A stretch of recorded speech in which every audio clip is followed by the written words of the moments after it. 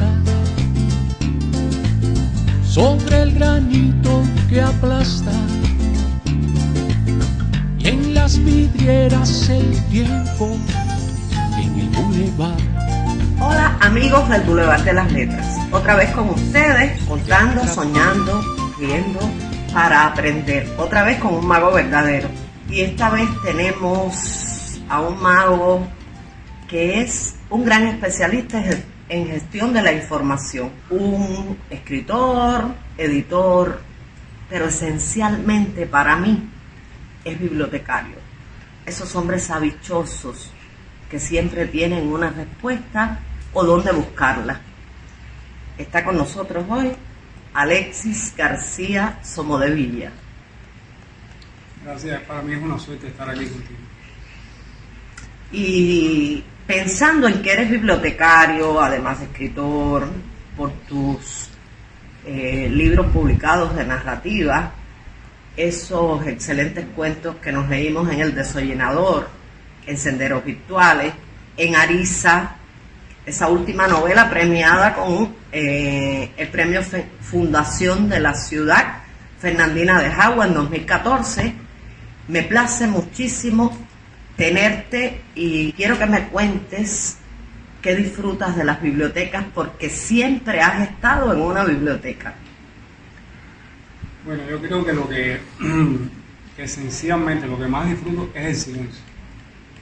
Adoro esos espacios grandes, silenciosos, donde está prohibido fumar de entrada, donde la gente va a buscar una información y la van a buscar una información con la más absoluta seriedad. Y pienso que el desarrollo, todo lo que marque un futuro, parte de una biblioteca, parte de un espacio de silencio. Y me siento muy cómodo en esos lugares, en el tipo de personas que trabajan ahí. Estoy pensando, claro, en el bibliotecario ideal, en el medio ideal para encontrar la información que buscamos, porque al final todo se reduce a una información o a una información relevante. Una sociedad es más desarrollada en la medida de que maneje informaciones relevantes. Pero pienso que la historia del mundo parte un poco, o en una medida quizás muy grande, de una biblioteca. Esta afirmación de Alexis es casi una sentencia de que las bibliotecas no van a desaparecer, por lo importante que son ahora mismo en el desarrollo de la sociedad.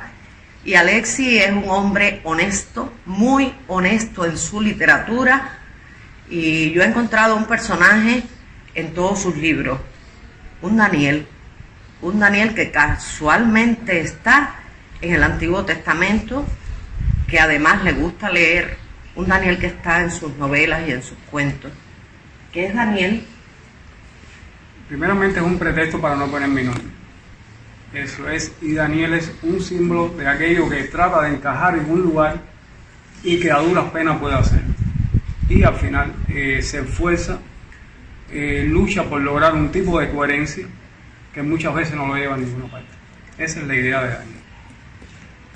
Pero está relacionado en última instancia con ese personaje bíblico que también es un símbolo. Claro, trató de encajar en Egipto y no pudo hacer.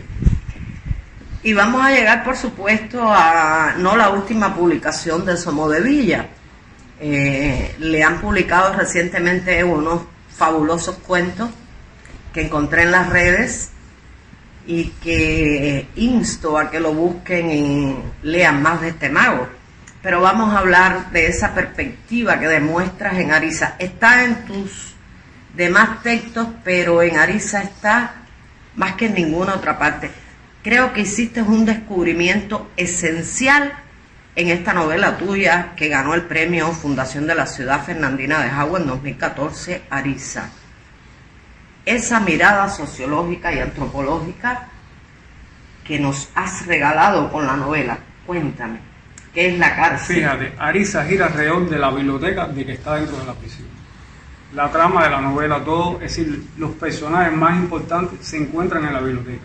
Es decir, los personajes que piensan, que analizan el lugar, que analizan el país donde están, su entorno, todo está parte del entorno de la biblioteca, que es donde están los libros, que es el lugar donde se discuten las cosas de una manera lícita, Es el lugar donde la gente está sobria, donde la gente está tratando de llegar a conclusiones, tratando de reorganizar sus vidas y sobre todo de crecer, de aprender.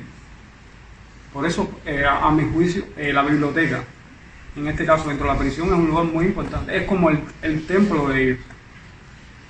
Para no decirte que es el lugar, podríamos decir, de meditación, el lugar de recogimiento, el lugar de pensar en qué fue lo que pasó, qué fue lo que falta.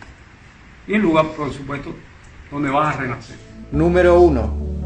La construcción del primer edificio dedicado al almacenamiento y conservación de archivos de lectura se debe al rey asirio Asurbanipal en el siglo VII a.C., quien ordenó edificarla en la ciudad de Nínive, cerca del río Tigris, a unos kilómetros de la actual ciudad de Mosul, en Irak.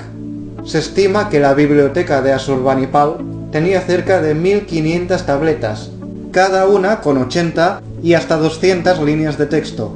Número 2.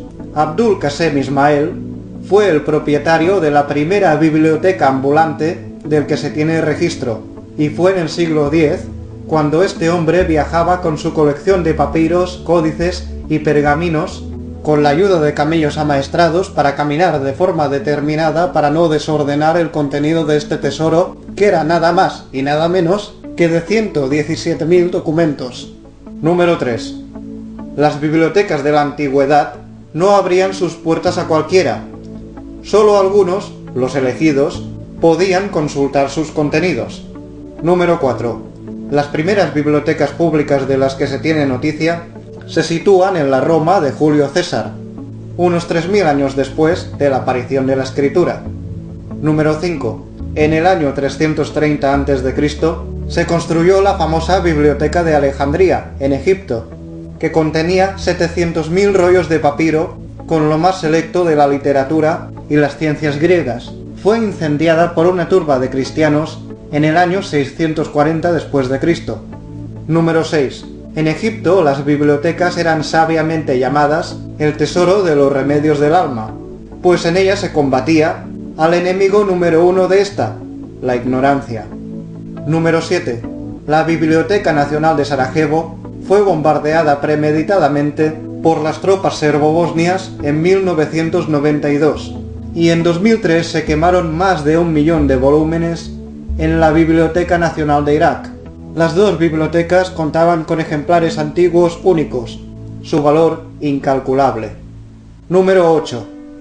La Universidad de Kansas tiene una de las bibliotecas con fachada más adecuada que pueda tener alguna. Enormes libros son lo primero que ves cuando estás frente a ella. Una muy parecida existe en Missouri. Número 9. La Biblioteca Beinecke de manuscritos y libros raros pertenece a la Biblioteca de la Universidad de Yale, Connecticut, Estados Unidos. Su nombre habla por sí mismo. Se especializa en libros raros, por los que suelen consultarla investigadores en su mayoría. Es la actual poseedora del manuscrito Voynich, escrito hace unos 500 años por un autor desconocido en un alfabeto no identificado y un idioma incomprensible, el denominado voyniqués. También resguarda un ejemplar de la primera Biblia de Gutenberg, el primer libro procedente de una imprenta de tipos móviles. Número 10. El profesor Christopher Maurer, especialista en literatura española, encontró en la Biblioteca del Congreso de Washington un manuscrito escrito por Federico García Lorca. Es el borrador de uno de los poemas incluidos en Poeta en Nueva York, uno de los libros más conocidos de este gran escritor y poeta. Número 11. Las bibliotecas más grandes del mundo se encuentran en Washington, Estados Unidos, y es, como no, la Biblioteca del Congreso, conformada por 3 edificios en donde se pueden encontrar no solo libros, también mapas, tebeos, películas, grabaciones, microfilmes, así como también todos los tweets publicados desde que se inauguró Twitter. Número 12. Existe ya una biblioteca que seguro dentro de muy poco superará en contenido a todas las demás, la Biblioteca Digital Mundial, que pertenece a la Biblioteca del Congreso, a la que todo el mundo puede acceder con solo un clic, y donde podemos encontrar documentos tan excepcionales como la Biblia de Gutenberg, entre otros. Y por último, la curiosidad número 13.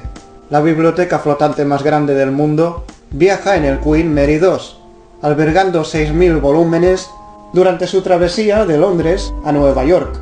Indudablemente es un hombre que le da mucha importancia al conocimiento, a la información, y que nos ha dejado en su novela Ariza un espacio diferente al que conocimos en las películas que vemos en la TV y en cualquier otro espacio, pero me parece también que es un espacio diferente al que propuso Montenegro en Hombres y Mujer, por ejemplo. ¿Qué encontraste de diferente en la cárcel que no es igual, al menos en mi visión, que me aportó la lectura de esas dos obras? Pudiera citar otras muchas, porque esta cárcel de que estás hablando, Alexis, no es la cárcel de los 50, no es la cárcel de los años 20, no es la cárcel de Isla de Pino, por ejemplo, que fue llamado Presidio Modelo. ¿Qué encontraste diferente allí que te motivó a escribir esta obra? Precisamente lo que, es decir, cuando llego a Ariza, claro, entiende, cuando llego a Ariza es una visita mensual, actualizar la literatura de la biblioteca. No estoy como recluso, por supuesto, aunque me roza todo aquel ambiente. Las cárceles, en una parte que pienso, cambian con el tiempo. Es decir, hay otras maneras, no quiere decir que no sea un lugar horrible, que no sea un lugar donde no hay nadie que quiera estar allí. Sí, las personas que están allí están en contra de su voluntad, por supuesto, eso genera ya una tensión de entrada. Pero sí, dentro de todo aquel sistema hay una parte que es auténtica, o por lo menos yo lo sentí así, es decir, la cárcel que me tocó, para que las personas puedan crecer. Sí, están los libros, hay un tipo de entorno que no es particularmente agresivo, donde las personas pueden encontrar un tipo de literatura o de lectura. Claro, quizás no sean los libros con la actualización que merecen. Hay una parte de la literatura que sí está bastante actualizada, otra no. Es una zona controlada, por supuesto. Creo que la mayoría, o si no todas las cárceles funcionan así. Hay determinados tipos de textos que no entran, pero esencialmente hay una parte importante, incluso para mejorar su propio idioma. Desde un punto de vista lingüístico, usted encuentra una gran literatura en este momento ahí. Otras cosas, claro, no va a tener acceso. No hay una internet que usted se va a conectar, ni mucho menos. Es una biblioteca pública modesta, conformada a través de donaciones de particulares o del mismo centro. Por ejemplo, el Centro del Libro ha donado muchísimo ahí. Y hemos podido crear una colección, a mi juicio, bastante decente, por lo menos para cómo estaba eso. Y creo que es un lugar de, vuelvo a repetir, de refugio, de meditación, donde se pueden conocer por lo menos una gran cantidad de clásicos. Y de alguna manera tener un tipo de estímulo intelectual en un medio, si se quiere, tan hostil como ese. Gracias, Alexis, por haber asistido, por estar en esta invitación. Me queda pendiente que vuelvas cuando lo hagamos de manera presencial en la nueva normalidad. Te estaré esperando una de esas mañanas en el Sábado del Libro, el Boulevard de las Letras, y otra vez te agradezco por tus conocimientos, por tu sabiduría y por tus obras. Gracias por estar con nosotros. Thank you very much. It's been a pleasure to be here with you. Estoy consternada, porque además es un excelente traductor, por eso se ha despedido de esta manera, y le doy las gracias a ustedes, amigos, por su tiempo, por estar con nosotros y por querer soñar, reír y aprender cada vez. La calle va diciendo a dónde vas. La calle va diciendo a dónde vas. La calle va diciendo a dónde vas. La calle va diciendo a dónde vas. La calle va diciendo a dónde vas. La calle va diciendo a